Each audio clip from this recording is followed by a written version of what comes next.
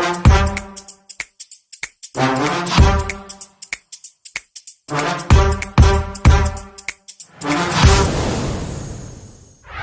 welcome to the Toddcast. It's great to see you again. Haven't seen you for a while, even though I only started the Toddcast. But anyway, great to have you. Great to have you join us today. We're talking about God and race. So we're going to be talking about that. I got some of my favorite people here, and we're going to just chat about this. Let me introduce them to you. We've got Ketsia over here. I got to tell you, Ketsia is responsible for so much in the church that I pastor. She's personally responsible because I find that when I make jokes that are not funny, Ketsia always laughs. And that is responsible for the pain in so many people's lives. Because they've got to keep hearing those same jokes over and over again, and Ketsia's being nice and she's laughing, and it just encourages me to tell more jokes. So thank you for that, Ketsia. It's great. We have Angie here as well, and Angie's just an amazing person, part of our church community as well. We got Joe over here. Joe has been part of the Junction Church for 9 years. I've had the honor of knowing him for 8 of those 9 years. There's a whole story to that. This is Gordon. Gordon's musician extraordinaire who can be heard on local radio regularly. Hey. He was telling me tonight he's even got new YouTube followers now as a result of, blowing up. And he's just anybody out there who's wants to sign somebody who's a great musician. Here's your man. I'll take some of the royalties as well, of course. Your manager. And then last. The manager. And then last but by no means least, we've got Musa. Musa's just an amazing guy. He works in the university sector and just an all-round brilliant guy. So let's get down to it. Let's talk about this. God and race. I think that let's just call something out. Let's really just start with something that is like the elephant in the room, which is I think a lot of white folks are probably reluctant to engage in this conversation. And I'm not sure, there may be some people who wouldn't see the conversation as being important, but I think that would be a minority. I think that most white folks understand the importance of this conversation, but they just don't know how to engage in it. And so I think that tonight it's Pastor Roy's got L plates on. I'm here to learn more than anybody else. What advice can you offer to white brothers and sisters in terms of how to meaningfully engage in this conversation? Let's start with yourself, Musa.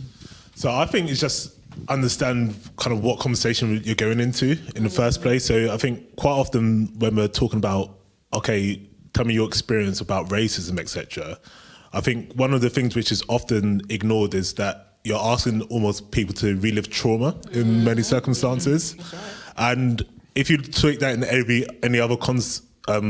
any other situation, you need to be really mindful of that as well. So for example, if people are really slow and like, actually, no, I don't feel comfortable with that, you almost have to accept that and move on, because some of the people's experiences are just really, really too painful. But I think one of the things as well is it's not going to be a comfortable conversation. And I think that ultimately has to be accepted when we walk into some of these discussions. But I think I've had it with friends or colleagues who's been quite transparent in terms of where they're coming to this conversation from. And for me, I find that quite helpful in terms of how do I frame this conversation as well. And I guess the last thing as well is, I think, again, it's a tough conversation, so people need to be prepared to hear those tough stories.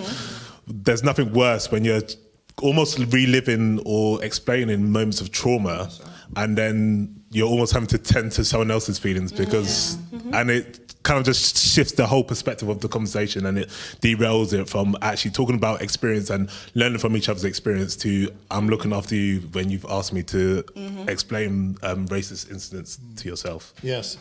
I mean, that's huge. There's a lot to sort of unpack there as well. Do you have anything to add to that? How can we encourage white brothers and sisters to engage sensitively, I guess, then that's the point you're making, because it is a hugely sensitive issue. How can white folks engage in this conversation, do you think? So just on the back of what Musa was saying, just finding a time that's appropriate, a place that is appropriate. I think it's really weird, like in my past experiences, when people have come up to me and just a random stranger and just been like, oh, I heard what happened on the news. How do you feel about it? And I'm at work. And I'm thinking, did this person really ask me that? Like, I think if you're going to have those type of conversations, have it with people you know, and just even ask, can I have this conversation with you? Hey, I'm not really sure about race or racism, but I want to learn, rather than coming at it from a place of, oh, by the way, I'm not racist, but I want to, like it doesn't help the situation, because already you're coming off defensive, as if you've done something wrong by wanting to engage in this conversation. And usually when people say that, they either go with something that's really racist or nothing to do with racism at all. But it's understanding that if you want to engage in those conversations, maybe like do your research beforehand. Like there's loads of anti-racism resources out there on Google. Like just a Google search will just help you even like gain the knowledge. And no one's asking you to be like an expert to engage in those conversations, but maybe bring something, like come with something like, I read about microaggression. Can we explore that together? If that person feels like this is I want to share that with you. If the person doesn't want to, that is fine. Like that is right. Like you said, you're asking this person to relive trauma. So you just want to make sure that you're stepping in with respect and remembering that, you know what, like this, let me teach myself something and then come to this conversation first. That's really helpful. It's the glibness then, I guess, that the conversation is approached with that can be the challenge at times, isn't it then? It's the lack of... maybe even sensitivity is the wrong word. It's just the ignorance of it, I guess. Go and get educated, go and find out about it, and then approach the conversation. And it is I guess, again, I have no experience, but I guess that I hear the trauma of having been through those experiences and then having to relive that again. That's got to be painful, right? Like Musa was just talking about. There anything to add to that, Joe? Yeah, I think the thing that, that's kind of like the thread, if you like, that runs through everything that Musa said and Ketsia said, which are both very true rather, is that context is so important. I think like if you just go like rash into it, like without creating the right context, and context a lot of things. Sure. It's location, it's relational capital, it's stating your intentions before you start. I want to ask you this, and here's why. Here's what I'm looking to get out of it, as opposed to, oh my gosh, did you see what happened? And also it's also emotion. What Musa was saying is very true about actually this isn't a place for and there's two sides to it. There's the people who come really defensive, and then there's the ones with the false, like, oh, really sad, really, like almost like acting like they're the ones that have done all these, but you're not. Nobody thinks that you're that person. So it's like that's not a place to come with any sort of false pretenses or inappropriate emotional reactions. It's actually create a healthy context, and then within that, it's okay to make those mistakes. You find actually that with the right context, a lot can be forgiven, because don't forget, like, a lot of people come into this conversation not knowing a lot, so no one's expecting you to come in and like know everything, because then otherwise there'd be no point for the conversation. So even if someone says something wrong, because that context is already there, there's already the understanding that actually this person isn't here trying to hurt me, they're actually here trying to learn. And so then there's that space and there's that safe environment to actually explore that, and then everyone goes away from that feeling enriched, feeling empowered. A white person goes away feeling like they've learned a lot more, understanding a lot more, and a black person goes away with a bit of a weight off, because they're like, actually, I've played my part in doing something, in moving this forward. I can see that it's impacted someone's life, and I feel like none of that can happen if the context is wrong. So there's a lot that goes into that's really helpful. I think that would be very helpful for a lot of folks listening as well. I mean, let's bring this back to base level. What is racism then? I mean, they talk about overt racism, and they talk about covert racism. Can you maybe talk to us about that then? What is the nature of this issue then, I would say like overt racism is like the explicit type of racism, like the more commonly known, like the derogative terms, the singling out a certain individual because of their race and having the negative connotations surrounding that. Now the overt is a bit more subtle, and like as Ketsia mentioned, a really great word, like stuff like microaggressions. It's the stuff that might not come across as necessarily in your face, like this is racist, but it's like the backhanded compliments, the backhanded comments, the things that are like weaved into maybe the way like we live or the way that you speak. That's like the overt side of it. Yes. So the overt side is like a sort of they talk about institutional racism. In other words, the way that society is set up here, it's at the heart of it is there's a sense of racism. Even recent news events have sort of pointed that out as well. I would be fascinated and interested, and it would help me to sort of understand personal experiences of racism. Is this something that you have encountered in your life? Yeah. And what has been the impact of that, would you say? Yeah, I mean, I feel, I mean, as sad as it sounds, I don't know one black person that hasn't had one encounter of racism. And, you know, being in a position where, like, you know, their skin color has been questioned. I know for me growing up in school, picked on because of the way I looked and, you know, like, you know, my culture, my background, like my hair, you know, questioned and made fun of. And the thing is really interesting because like me and Ketsi, we have conversations about this in the car all the time. And specifically, I've been going on this hair journey, right? As a black woman, like, you know, our hair is often questioned and talked about and a topic of conversation. And I remember when I was little, I wore my natural hair. So this isn't my natural hair. I was born with red hair. But when I was in school, I wore my natural hair out, which was like an afro, right? So it's like all kind of like, you know, big. And a kid said to me, why's your hair looking like that? You look like you've been electrocuted.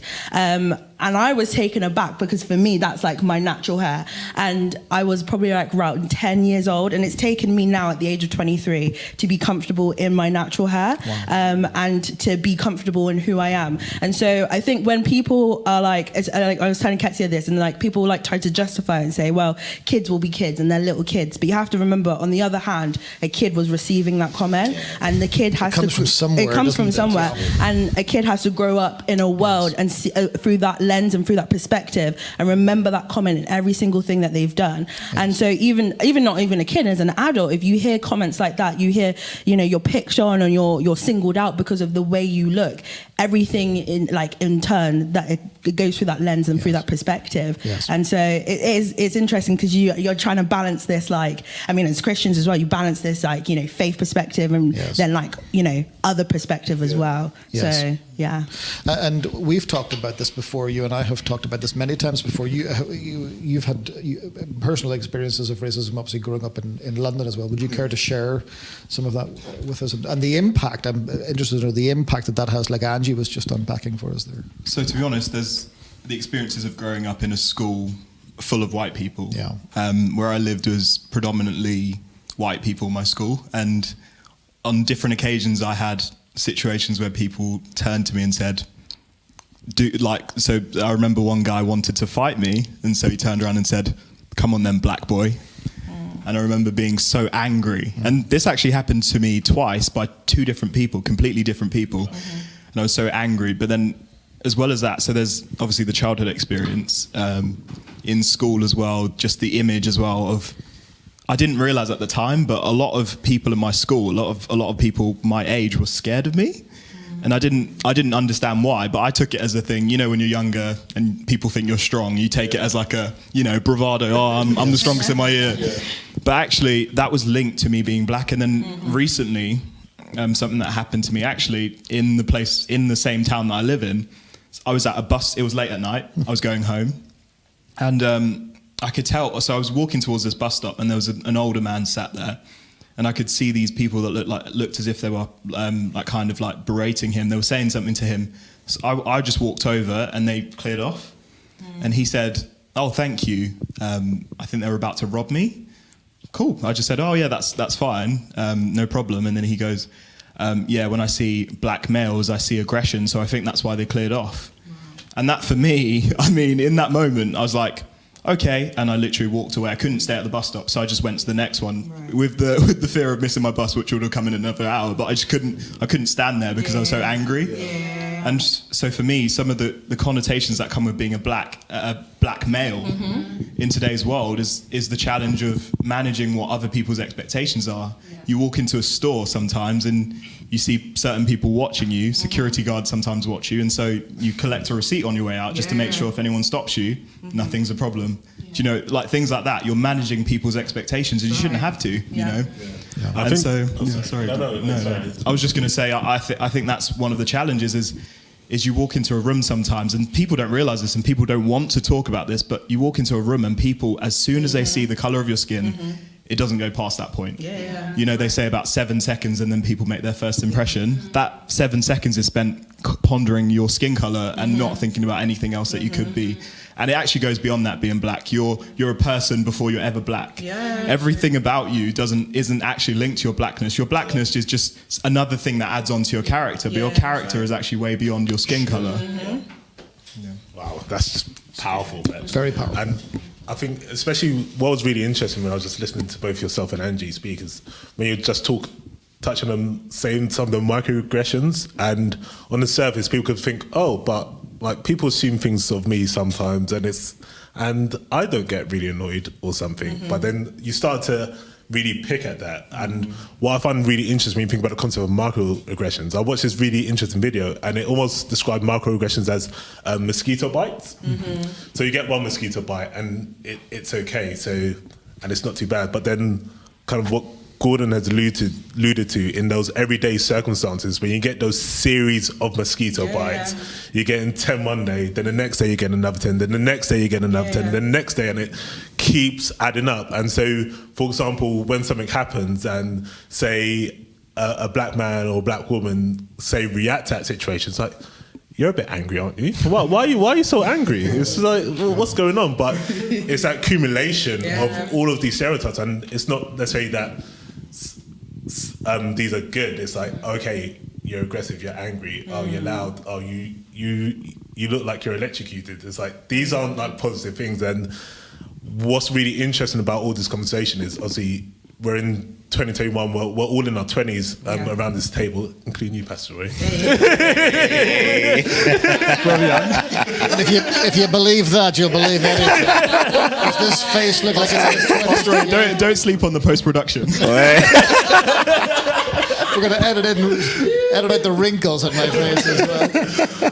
But what I'm trying to say is that people have lived with that for so many years. Right. And so, for example, even when we're engaging in that conversation, like say that's another context, as Joe was alluding to, is which we're walking into. Like this is like years of stuff which has ultimately damaged multiple people's self-esteem, and I can say even for myself. Yeah, I think, just sorry, really quickly off the back of that, I think it just comes down to a self-awareness of what you're saying, and it's not necessarily because people like to then like throw in the word of politically correct. Like, am I being PC? Am I being PC? But I don't think it's even, you don't even need to like get that deep. Like, it's just a self-awareness of the words you're using and the connotations that they have. Again, we are in 2021.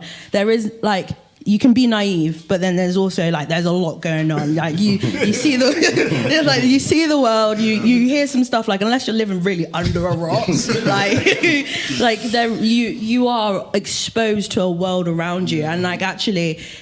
It sounds really bad, but there is sometimes just no excuse for like not knowing some stuff. And like if you don't know, like, you know, and as well as everyone has alluded to, if someone explains to you, then don't get on the defensive side of it, because ultimately you've not experienced the life that that person has experienced. So when they're sharing the fact that you have said a comment that to you doesn't sound that bad, but to them it's like a dagger to the heart, you have to accept that, because that is their lived experience. Yes. And it's very, very important to understand that. That's such a good point as well. Brilliantly articulated. Let's talk about the events of 2020 then. Obviously, huge year. Not because of COVID, but because of what happened to George Floyd. And the murder of George Floyd was a genuinely pivotal moment. Not the first time that's happened. That's not the issue, but it was the fact that there was such focused attention on that. I would be just interested, and obviously there has been time to process, because sometimes I find it difficult to process things when I'm going through it, and I'm guessing that there was a lot of that, trying to process all of this, and it brought up a lot of stuff, I guess. You know, I'm talking about the murder of George Floyd. As young black people, how did that impact you, that whole situation? Ketsi, do you want to tell us about it? Yeah, so when I first saw it, I cried. I guess during that, because we was in lockdown anyway, I was by myself. And I guess usually when these things do happen, I have people around me so I can speak about it. And sometimes it's not like people will cheer me up, as in we'll try and focus, like we'll try and be joyful, not about the situation, but to avoid crying. Like if you don't cry, you need to laugh. Just try and like not focus too deeply on it. But I was by myself and I was thinking, like Trayvon Martin just came into my mind. And I was thinking back when I was in secondary school and I was like telling people like Black Lives Matter. And then people was telling me, oh no, like they was dismissing me back in 2016. It was now 2020, this happened. People had died before that.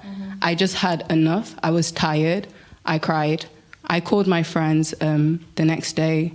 I tried to stay off like the internet, but I couldn't stay off the internet because I wanted people to speak out about it. And I did find people speaking out about it. But I guess, I think that was the point where I realized I've just had enough. Like I just want to rest. I just want peace. Like I'm just tired of the situation. But what was really good that came out of that situation is people was talking. Like it got people questioning. People was waking up. Like I saw my classmates like posting that little black tile that was done on Instagram. And I know some people, they just did it just because it was a trend. But some people, they actually like was like, wow, this happened and this is crazy. I can't believe I've never been aware of this before. People were probably saying it, but I wasn't listening. But now I'm seeing it. I'm understanding the reality that Black people live. When Black people was talking about it, people were silencing our voices. And now people are listening. People are allowing us to speak out. So I was really happy about that. And I was so grateful because even people around me, like the church, when Junction Church spoke out about like their allianceship to the whole like racial tension, saying that, you know, we're for justice, we're for Black people, we're for the oppressed. That made me really happy because those of people during the time who were Christians, Black Christians, were saying that their churches were saying nothing. They was completely ignoring the trauma. I had people in church who were praying for me, who were having those conversations with me, who were just listening to me whilst I went through this. And I didn't feel like I was grieving alone. I felt like, you know, as a church, we was grieving together as it should be. So, yeah, it had a massive impact on my mental state. But I was so grateful that even though we was all, like, separated physically, we was all united together. And I was being aided through that whole, like, grieving process. I think one of the, and thank you for sharing that, that is tremendously powerful for us to hear that. I think one of the frustrations for me as a pastor during all of that was we were in lockdown. And at the time when I so would have wanted to talk about this and get our church together, it was all happening online, and online's it's always going to be the next best thing because, you know, there's a screen separating and all that sort of, you know, and I don't look very good on screen and all that sort of thing as well. But it did get us talking, and I guess that out of the utter travesty of George Floyd's death, we talked, and it's like you said. We obviously had forums with especially young Black men during that time as well, just behind the scenes. Never detected such anger, but it wasn't overt anger. Yeah. It was disbelief anger, I sensed, amongst young guys. Yeah. In other words, we just can't believe this has happened. Is that about right? I think there was such a range of emotions. I mean, when it happened, I refused to watch it for like the first 2-3 days. I just couldn't bring myself to do it because I was like, I've seen these pictures before. You know, it's always a different person, but it's always the same thing. But obviously with George Floyd and I think part of the context of it being locked down and all that stuff, and there was already a lot of growing aggression. There'd been a few things leading up in the months to that, so that obviously blew up. But you're absolutely right. There was definitely a lot of anger. There was a lot of internal anger, just sort of waiting to be unleashed at something. But it was difficult because there's nothing tangible to unleash it at. So what was really helpful with those forums that we did with a bunch of the guys was it was so interesting to hear guys, a lot of their different perspectives, their emotions, and it was a healing process over the 4, 5, 6 weeks that we did it for. We'd have an hour each Saturday, and it was just a chance for guys to just talk to each other. And it was so enlightening, even for me as a black person, to see how other black people were dealing with it, but also just to kind of heal each other. It was so helpful to have that. And by the end of it was like a weight lifted. And there was certainly a sense of optimism. I think one, like Ketchis alluded to, what was so good about how we handled it as a church was that we didn't shy away from it. I saw so many appalling things online. So many just shocking, just downright shocking things of churches and people trying to handle it and just making it worse. But we didn't shy away from it, and you didn't shy away from it, which I thought was really, really good, and something that really made us feel safe, because it was such a lonely feeling in those in initial moments where you're like, I don't even think anybody else gets this, how I feel in this moment. And having that opportunity to kind of portray that in a way that everyone can understand was so helpful, because then we then got the sense, and then you're getting calls and messages from people in our church community who, again, doing the stuff we talked about, creating the right context, which we've already done here at the Junction Church, and then being brave to have those conversations. I had a phone call from somebody who said to me, listen, I just wanted to let you know, what that conversation has impacted me so much. I was in a group chat with some of my friends, and, they were saying racist jokes and stuff, and I was like, guys, you can't do this. And he left the group. Wow. And, I've told him why they couldn't do that, and left the group. And now that person probably wouldn't have had the bravery to do that before, but because we had been so candid about it, it really spurred people to call out bad behavior, to call out racism, and to really act in that way. And the really good thing is that we've not stopped. I mean, the very fact that we're here talking about this now shows that we still, it wasn't just a wave that we rode. It wasn't just like a reaction to an event. It was actually going, right, something needs to change. And for racism and racial behaviors and microaggressions and all of that stuff to be a thing of the past, it needs constant attention. It's not something you just do once and forget, because we're talking about something for centuries old. It's not going to end on just one thing, so it needs that constant shining a light in it, making sure that we're reminded of it, and I think it's really good. Obviously, the events of 2020 got us talking, and that can only be a good thing. But the question is, has anything really changed since the murder of George Floyd? What would you say to that? I was like, is this Gordon? Is this me? This is typical Gordon. He looks like he's going to answer and then hands it over to you. Right now, you're giving the assist. I think obviously, as what was alluded to, say, conversations about it has definitely changed. I think in some facets of society, there's definitely been that step, okay, this is not okay, we need to have open conversations. And I know that particularly even in my workplace, we're having a lot more conversations about this and setting up groups, really investigating things, really trying to have radical change. But then I know in other contexts which I find myself in, not much has changed. It felt like it was a thing for the hype. It was a thing because it was trending, shall we say. And then now, if we actually look, say, over a year later, it'll be hard for me to really identify the change. And I think that there's a bit of it's a bit of a bittersweet thing. There's a bit where okay, this is something. It's great that some of the changes happen, but it's been such a thing which has been accepted for such a long period of time. And change isn't necessarily just going to happen in a year, but still, I feel like I really need to see progressive change in this. I need to really see people moving forward, because I even remember when all this George Floyd's death happened, I was like, and I was still I say going into work, I was still logging into work, and I was just sitting in these meetings, and I just felt so disengaged. People were like, oh, how are you? And I was just like, well, I didn't even feel like initially at that point I could really talk about it. I feel like there was a 2-week window where a lot of people were figuring out, is this okay to talk about, or do we acknowledge it? And I think during that 2-week window was very tough for a lot of people. Tough in the sense that it was uncomfortable, you mean, or tough in the sense they were processing the impact of it all? Tough in what way would you say? I guess tough in the first sense of processing the impact of it. We kind of spoke about seeing that death so graphically, when, especially in that context of COVID, death never been so closer to a lot of people in the world. You're starting to relive that experience, and you're starting to feel, oh wow, my voice has actually been heard.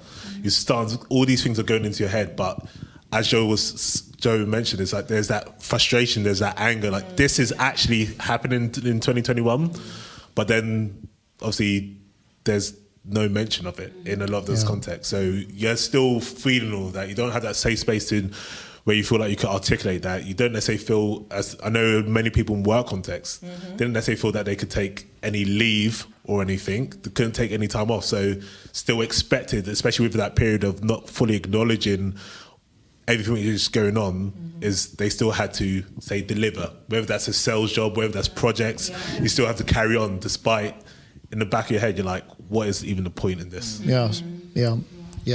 Yourself, Gordon, anything to add to that? I think the thing that's, I don't want to start off on the negative note, so I'll say I think, like everyone said, conversations have started to take place. I think it's really sad that someone had to, another person had to die in order for that to happen. Tragic. And I just remember the first reaction, like Ketsia said, I don't cry easily. I just don't. But I was crying. I remember I was so emotional in that moment because I saw the video, and then I just couldn't help thinking, where is the humanity? Can people really do this and still then go about and go home to their family and everything and just do life as normal when they just completely killed someone who's just another human being like them? And the second thing I thought was, really, are we still here? I was just thinking about, I just had this image in my mind of that person. Obviously that person looked like me, George Floyd looked like me, but then I had this image in my mind of my kids and thinking, are we still going to be here when it comes to that time? And so the thing that's frustrating for me is obviously, in the UK, people say, oh, we might not have the same issues. I think the challenge is that people use that excuse way too much. People use that excuse way too. Any amount of racism is not acceptable. And I think people at the highest levels in government and things like that, I think the challenge is for us is our country, even though people like us and are having those conversations, it's not even being acknowledged at the top. It's being said that no, there's no racism in this country. We're very accepting.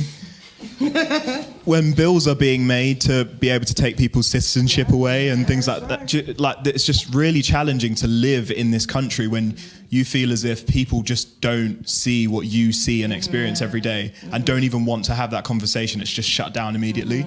And so that's the frustration for me. It's when will someone get to that level and understand what's going on at our level? What's it going to take for this conversation to really actually change things? Because we can only talk for so long, can't we? It's, in the end, there's got to be change, there's got to be tangible. And I hear that frustration, and that is definitely frustrating. The title of this conversation is God and Race. So obviously it would be remiss of us not to bring our faith into it. All of us in this context are believers in Jesus. Faith means a great deal to us. And if any organization, if any body should be at the forefront of this conversation, it should be church, right? I mean, if church is not having this conversation, where the heck's it going to happen? Are we going to take our lead from the government? I mean, is that what it's going to happen? So it is, for me, incredibly important that we have this conversation. I would like you to offer a perspective on then how your faith guides this conversation. So in other words, what is in your view the link between your faith and how we actually engage in this conversation? Do you have any perspective to add on that? Yeah, I think for me, what's really helpful is and I don't mean this to be crass, and I'll make sure that I explain it properly. But what I find really helpful is that my identity in my faith in Jesus is a lot deeper than my identity as a black person. So when I then find myself in contexts where, maybe I've experienced racism, or maybe someone's trying to have a conversation with me and they're getting it blatantly wrong, I tap into that, and I think it's so corny, but what would Jesus do? WWJD, you know what I mean? Listen, never fails. It's the way to do it. I'm not getting no response. Amen. you can buy the 30% off. Use code Joseph. Yeah. But I really try to tap into that, and I find that that's what, especially when all the George Floyd stuff was happening, and with all the anger that I felt, and all the subsequent stuff that still happened after that, because you still see in the news, black person killed by police, it still happens.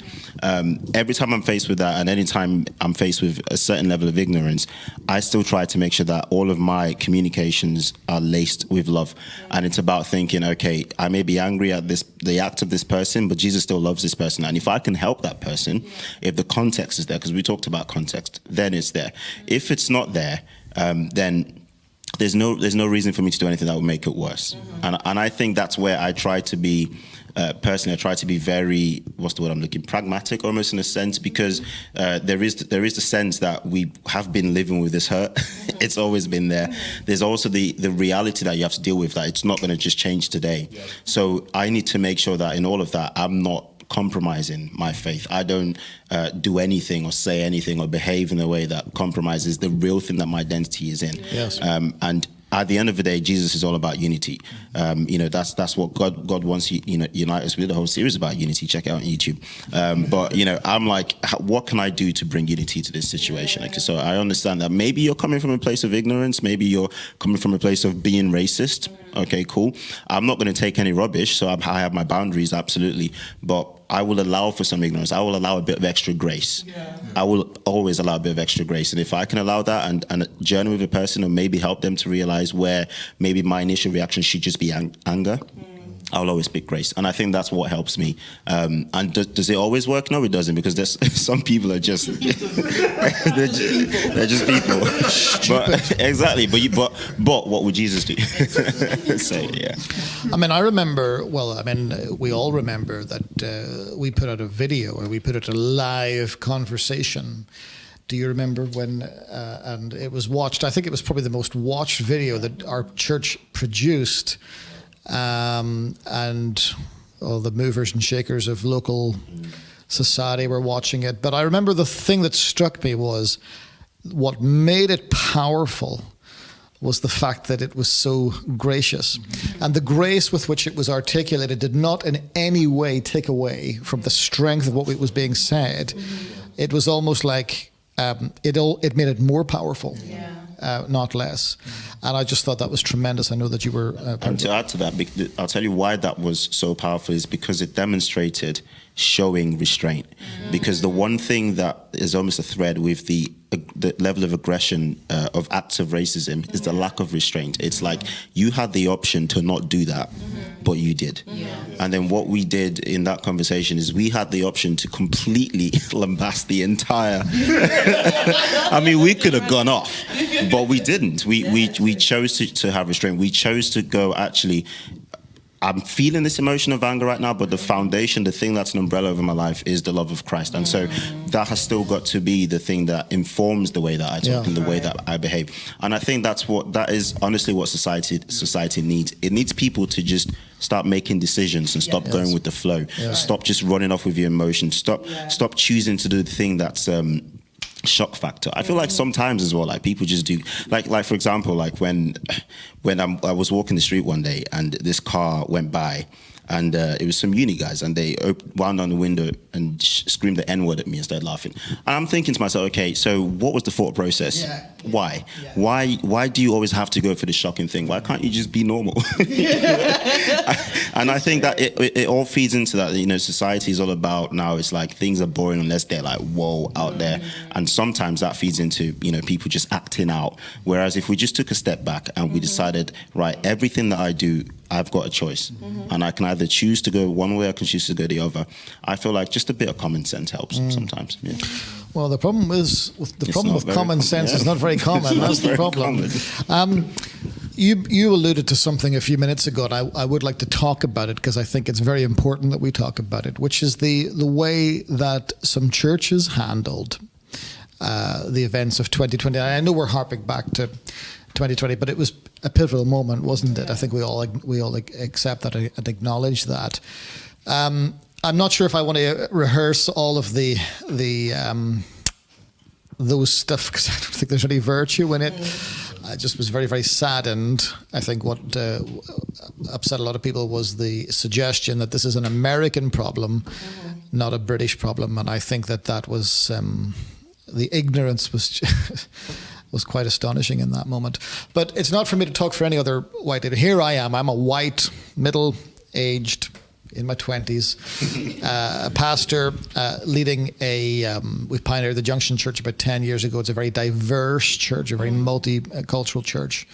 I want you to talk to me, and I want to give you the right to tell me and talk to me. How can I, as a white pastor, get better at facilitating a culture where black people feel safe and championed in the life of the church? Talk to me. And you can say it, you can lay it on as much as you want. I mean, the thing Bring is, fire down from heaven if you want on me. the thing is, Pastor Roy, I feel like, I don't want to say what works well with our church, because that's not the terminology. I don't know what the word is. But I think what was really interesting, obviously, in our church, we had the conversation, but that wasn't the first time we've ever talked about race in our church. No. And the thing is, the culture within our church, as you said, is to empower. It's to raise up a generation, regardless of race, regardless of who you are. Like, everybody is championed and everyone is sown into. And so I think the thing is, for our, like, I said this, I've never really realized my blackness in the Junction Church because it's never been questioned. I've never walked into a room and felt like I was the only black person there. I've never walked into a room and had people look at me like which way or whatever. So that when everything came out, we weren't scrambling because this was a culture we'd already established in our church. And so I think that's probably where, I don't want to say a lot of churches went wrong because I don't lead churches, so I don't really know what goes into the in and outs. I have no idea. I'm leading. Oh gosh. I don't know. Oh my days. But I think that's the thing, like the culture of what was happening before. So when churches were then putting out statements and being like, we stand with our black community, and then the congregation was saying, but wait a second, a couple of months ago, this is not what was happening. Like, these situations arose and you guys didn't do anything about it. That, I think, that is the issue, that the culture that you guys, that people set. And I think what we are, I guess, incredibly blessed with is the fact that you and Pastor Lydia fought so hard to provide a safe space, a safe culture for the black community to have a voice, and not just have a voice for tokenism, but to have a voice to be heard and to be recognized. And I know for me as a young adult, and I know for me looking as the youth leader at our young black kids as well, they feel that too. And I think that's what we got to continue to do. We've got to continue to have a platform for, not just for nonsense, but for people, like, this is a life thing. Yeah. This is not just, feel good factor. These are people's lives. The way that people have got to operate in the world, that actually they want to be heard and they deserve to be heard as well. Yes. And so I think that's something that we've been like honored to see throughout this season, and something that, I think will just continue on as well. It's a conversation that is ongoing, isn't it? And it's very important that it's ongoing as well. Any other perspective on that, Gordon? Yeah, I would say, to be honest, from the moment I walked through the doors of the Junction Church, I just knew one of the things for me that's always a huge factor in a church is when you look at the people in the church and what it's like. And if you look at a church and you feel as if there are certain people who just aren't represented in that church, that's not reflective of the culture of heaven, because the culture of heaven is everyone's welcome. It's open doors to everyone. Yeah. And the moment I walked into the Junction Church, I could tell this was a place where that culture was already in place. I think at every level of leadership, I think that's the case. And like Angie said as well, it's not, putting people in positions for tokenism, but actually here's a gift I see in someone, and I'm just going to allow this to come to fruition. And I think through that, no matter what race you are, you're gonna excel in the Junction Church. And I think that's the biggest thing that's happening right now in our church. That is so different to some other churches. And not to say that to put other churches down, but almost to say, it's difficult because church leaders and things like that, they come from a background as well. And so by having these conversations, hopefully people that come from certain backgrounds that haven't allowed races like that to flourish in their church will see what it's like to have that. I don't know if that makes any sense. No, it makes a lot of sense, Gord. Musa, I mean, I've heard some people say, and I think it's well intended, but some people say, "Oh, I'm colorblind." In other words, in other words, I just. But that is not helpful. I don't Absolutely think, not. is it? Because that is not acknowledging the experiences of people. Yeah. Just talk to us about that just for a moment. I think that's it. And it links to what Angie and Gordon were saying, and I think this is what particularly churches could do is that valuation of an individual, not just a group, but that individual themselves. And when I say that valuation, is about understanding their story, their context, and what they have walked through. Because if you truly understand that story, that context, then you wouldn't say I don't see colour, because colour has, again, it's not like, that's not my main identity, but that has shaped the way I've walked in this world. It's shaped what road I've walked down. It's shaped what school I've gone to. It's shaped what areas of society I feel comfortable in. And I think once you start doing that, and I think it's those hard yards which leaders, pastors ultimately have to fight is, how do I get to know my congregation? How do I get to know absolutely every single person? Okay, it's a great it's a massive responsibility, and it's a massive weight, but that's how you create a safe space, because once you understand what that person's been through, what those person's triggers are, that's when you don't accept nonsense to happen under your authority. Because at the end of the day, you're a father, like say for yourself and Pastor Lydia, your father and mother. So, for example, if that person was your own child, you know what ticks. You know what is a safe environment for that person, and why? Because you're with them all the time. You care for them when they've scraped their knee. You've cared for them when they're grieving. So you know how to get around them, and that doesn't look just like putting them on the pedestal. That actually looks like, oh, how are you doing? Let me take that time out to see how you are. Let me take that time out to really invest in you. And I feel like obviously there's size of churches matter, but I think that is the crucial importance, is understanding individuals not as a group, but as an individual person. That's a really good point, Musa. Really good. If I can add to that, yes, Musa, I know you talked about the size of churches as well. I know that's a factor, but I don't think that's an excuse, and that's what you're saying, because at the end of the day, if you're building something healthy, it's all about structure, isn't it? You build the structure that you want to grow into. So when you're raising leaders and you're appointing people, you need to make sure that they're the sort of people that carry the same values that you do as a leader, so that you make sure that every individual is cared for. And I think that's something that was really demonstrated, like we've all said, in the life of our church, is there was a sense of not just kind of dealing with this blanket issue, but realizing that we're dealing with people, like there's individuals, and every single person. What was so cool is that you made sure, Pastor Ray, to understand context. And I think like just leaders in general, and people who find themselves leading anything, whether that's corporations, whether that's classrooms, whether that's churches, whether that's families, whatever it is, whether you're leading, it's so important to understand context and never assume that you have all the answers. And I think why a lot of people handled it wrong is, if I can use an analogy, I love my analogies, and sometimes they're terrible. It's, I know, right? Let's go. It's like just pulling out onto a dual carriageway. Oh, okay. Right? Like just joining it halfway. You just join it halfway and you just get clattered, because you've not done any of the previous legwork, and you're joining at the wrong speed. You're joining it, and it's just that's what I saw happen a lot of the times. But what we did... You're a driver now, aren't you? Yeah. You're still a third from experience. Can I just say, he just passed his test recently, so he's a driving expert now. So that's why he's chipping in regularly to this one, you know? I love the mirrors. But what was so good about what we did, I hope you mind me mentioning this, was when we were putting out stuff as a church, you were in conversations before you did anything publicly. You were in conversation privately with the black people that you have built relational capital with, making sure, how does this come across? How does that sound? Does this really cover that? And making sure that not that the heart wasn't there, but the delivery is so important, because you realize as a person actually coming into this, there's already the fact that as a white person, everybody is almost expecting you to kind of mess up, right? And then there's also the fact that in that moment, a lot of black people were angry, and let's not lie, we were on the lookout. We were, I was hunted. Say something wrong, just do it, just do it. So there was that presence of mind to realize that, and actually, when you take all of that into that's why you can't just join halfway through.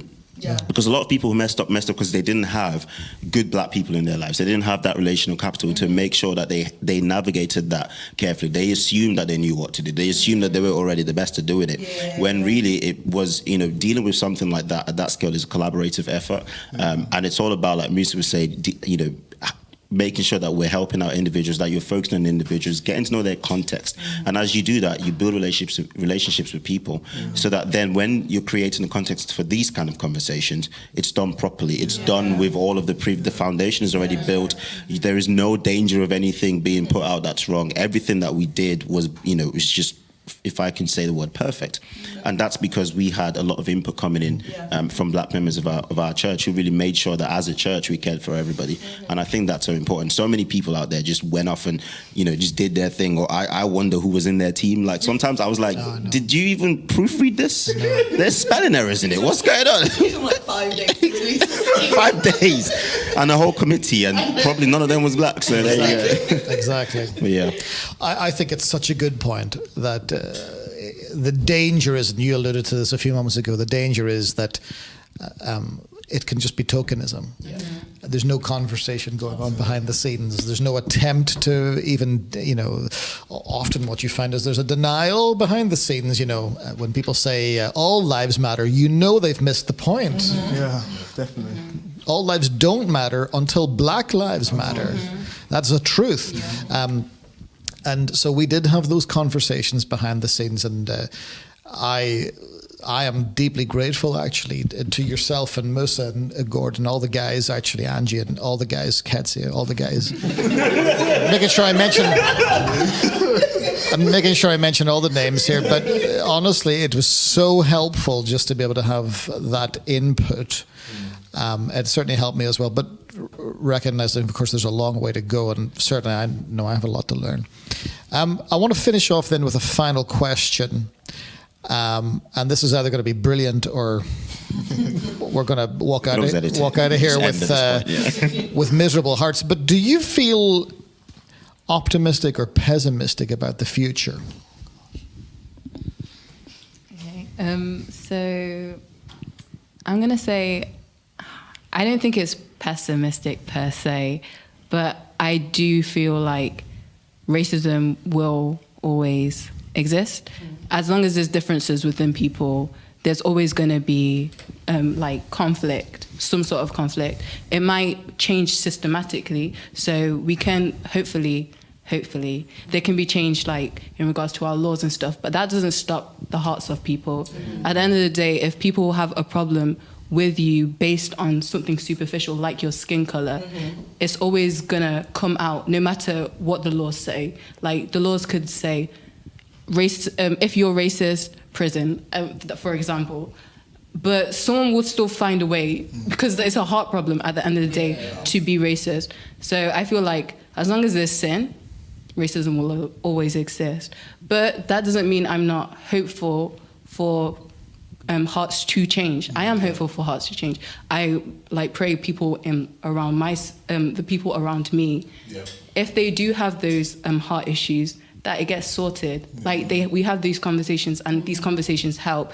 They aren't just not racist, but they become anti-racist. And that means looking past, oh, I'm not racist, so I'm fine. But actually, oh, I see this black person being picked on, I should say something. Like, I should tell this white person, that's not cool, like, that's wrong, and explain to them why that's wrong. Because I want to be anti-racist. I want to fight and fight for people who are being oppressed, if that's on the individual level. Yeah. If I know systematically that, you know, people, black people, in regards to like educational systems, for example, like they're not gonna have that same opportunity as their white peers to do well academically. Maybe I'll volunteer at after school club. That helps areas which are populated with lower socio-economic people, and that's usually black people, in order to help them have an opportunity for the education. It's stuff like that I'm hopeful for, but just because these opportunities will come up, I'm hopeful for these opportunities to arise, doesn't mean I think that racism will disappear, if that makes sense. Yep, it makes a lot of sense.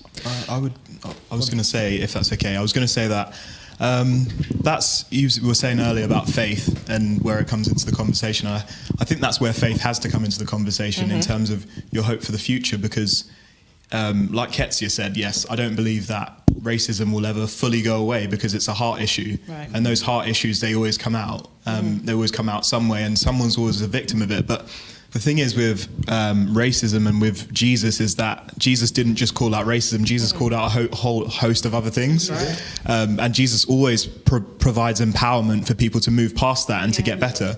And so as long as I live on this earth, there's always going to be a chance for those people to change and to see what they're doing and see the impact of it. And actually, you know, like Paul to Saul kind of thing, or Saul to Paul. Saul to Paul. Saul to Paul.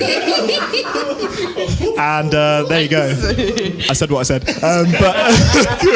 But yeah, so the Bible teaching course will be on recording. That's why I don't preach. He just leads worship. No, but on a serious note, though, I think it's really important for us to keep our hearts right. And I think that's the biggest thing as a black Christian, to keep your heart right in that sense, and to never, even though you know sometimes when you're walking into those situations, the tension that you're facing, to try to keep your heart set that I'm not going to react in that way. I'm actually going to show them, you know, the whole thing of we only love because he first loved us. Well, we need to be the example of that. We need to be the example of someone's being racist to my face, but I'm going to show them love and I'm going to walk away, and then hope that one day that seed that was planted will just give them a 180-degree turn. Yeah, so good. Good point. Sorry. And I think off the back of that, I think what's quite interesting is like there's a generation that is seeking for a definite change. There's a generation that are done with just talking about it, done with just false promises, and are actually wanting to see something come of it. And actually, I think that in itself is. Maybe I'm not, maybe like in my lifetime might not see it, but I think like what Gordon and Ketsia are saying is that actually the heart issue behind it and that heart drive behind it is definitely a step in the right direction. Like I think it's been quite stagnant for a long time, and people have thought stuff is happening, and I think last year was the highlight of the fact of we've been talking about it but nothing actually has happened. And I think what you're saying, Gordon, is actually really true, to keep our hearts right. I know for me, I hope for a better future for the kids I do life with, the young people I do life with, for the kids I hopefully have one day. I hope for a better future, and by being the example, us here being the example of you know, of Christians who are black and are not going to decide to just lead like the way the world thinks we're going to live, but actually to set an example, to love people even if they don't love us, which is so countercultural. Like that is going to be like a catalyst of change. And even if it's not a worldwide thing, it will happen, like it happens from the individuals, and then it spreads out as well. And I think that will be, I don't know, there's just something about this generation that is just something like that we're not sitting down. Like there's something that's going to happen as individuals and as a collective. One day that will happen, the seeds will be sown, and who knows what's going to happen from the back of it. Yeah, hit the nail on the head. That's literally what I was going to say about the individual, literally, because we taught the language of fighting against versus fighting for. And I feel like am I optimistic, pessimistic about the future? To a certain degree, that doesn't matter to me, because that's like that's almost macro. On a micro scale, I'm thinking about individuals. That's where I can really feel. That's where I can actually impact something. It's like, okay, what can I do to influence people in my world so that they become better people? Right. And that's what I feel a sense of optimism about, is that through having these conversations and people start to change, they can then hopefully start to change on other people. So I don't, if I'm brutally honest, I don't think racism will ever disappear. The same way that stealing is not going to disappear. The same, and I'm not like comparing them, but exactly, there will always be things. Sin is sin. It's always going to be there. But ultimately, at the end of the day, it's. I do think people can get better. I do think that every day, with a little bit of effort, somebody can have a change of heart, and that's what I'm optimistic about. It's seeing individuals, changes. And the last word to you, Musa. So you feel pessimistic or optimistic? Cautiously optimistic. I'll say cautiously optimistic. I think just following off just what's been said here, I think just that thing about, particularly what Angie said, that the individuals in and around today, whether older, younger as well, there's been a voice given for this conversation. I think there's a lot of say really strong Christians who are there to exhibit that love, to really guide the way in this conversation, and especially where this is such a heart issue, is those Christians really allowing the Holy Spirit to work within those situations. Yes. Just as Joe was saying, it's like, it's not going to be eradicated, but it's just like, even in the Bible, it talks about, geez, like dust your sandal off and like move on to the next thing. But with such strong Christians around, I think at the moment, and growing and more voice being given to this, I truly think like the work of the Holy Spirit is working. At the moment, the amount of people whose hearts have been changed, even though it's not the whole world, gives me great optimism. Obviously, there's a cautiousness, because I was just like, well, this has been going on for a very long time. But I think is that bringing it back to Gordon and faith, is that faith which allows me to have that optimism in this current moment of time. This is such an important conversation, and the truth is that we could stay here for the next 10 hours because there's so many more things that we could just discuss, and even things that have been said tonight, we could just unpack those, and we will come back to this. This is an ongoing conversation, but I just want to thank you guys for sharing so graciously and honestly tonight as well. It has certainly been insightful, and it's certainly given all of us something very, very seriously to think about, and more importantly, to do something about as well. So thanks for joining us. This has been the Toddcast, and it's been a pleasure to have you on board, and I pray to God that you take this on board and that you will have the courage to let the Holy Spirit say to you and minister to your heart exactly what he's trying to minister to your heart. Got to do something about this, and it should start in the church. So we're going to do our bit here at the Junction Church. Love you loads. Have a wonderful evening. God bless you. Speak soon.